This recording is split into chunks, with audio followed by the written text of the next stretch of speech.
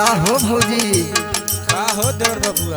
अरे तू तो बड़ी जान मान लागत तारू हो। कैसन बड़ा मस्का मारत हुआ हो? अरे ले सुना, बोला।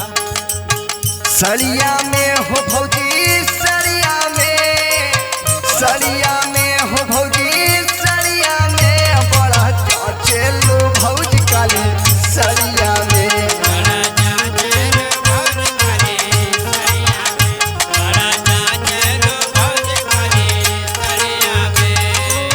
सड़िया में है, सड़िया में बड़ा चेलू भौजी काली सड़िया में।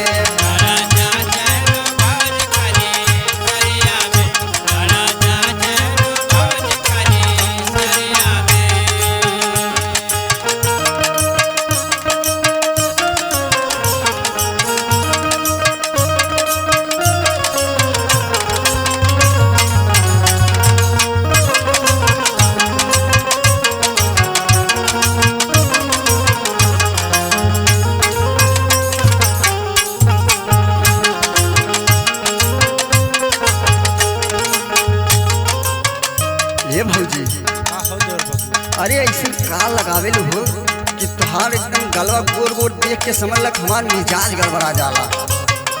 अरे तोरे बस का बात ना है। अच्छा तल्ला सुना, बोला। गोरे गोरे दहिया पर जब डाल ले लू साड़ी हो,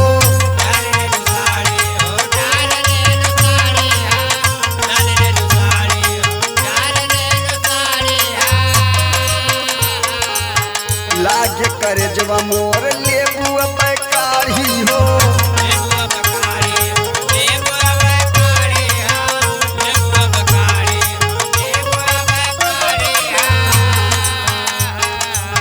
गोर गोर दहिया पर जब डाल ले लू साड़ी हो, लागे करे जब मोर लेबू पैकारी हो। देखी हम खो जाली, देखी हम खो जाली का भैया में बड़ा चेलू भौजी काली सड़िया में।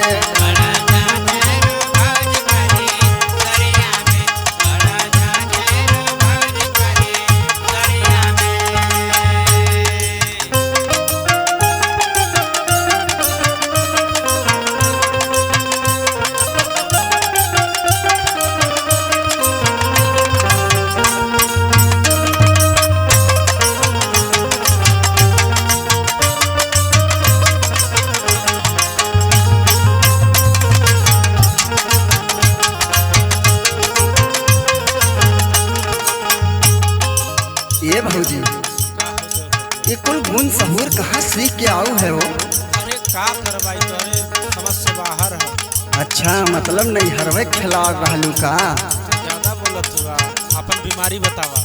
अच्छा तल्ला सुना, सुनावा।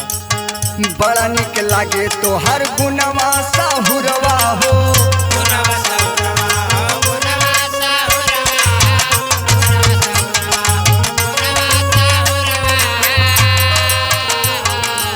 सीख के आइलू सब कुछ तू ता ससुरवा हो।